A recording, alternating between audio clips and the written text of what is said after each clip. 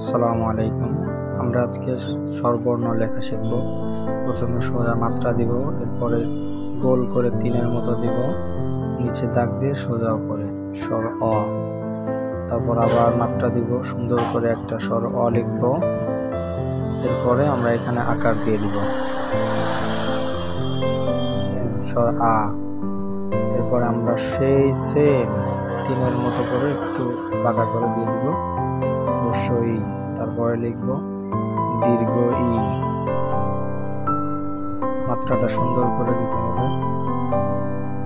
এরপরে সোজা মাত্রা দিব, সোজা করে একটু বাঁকা করে উপর দিকে উঠাবো, রস্যইর মতো মাত্রা দিব। এটা হলো রস্যই।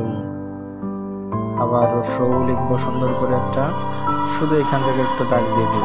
এটা হয়ে গেল দীর্ঘ উ। এরপরে বর মতোই সেম, শুধু একটু পার্থক্য হবে রি। তারপর এ। এরপর আমরা লিখব ওই, এর মতো করে লিখব, শুধু একটা মাত্রা উপর দিকে এভাবে টান দিয়ে দিব ওই। এরপর লিখব ও, ওর মতো আর একটা লিখব, লিখে এখানে আমরা শুধু মাত্রা দিয়ে দেব ও।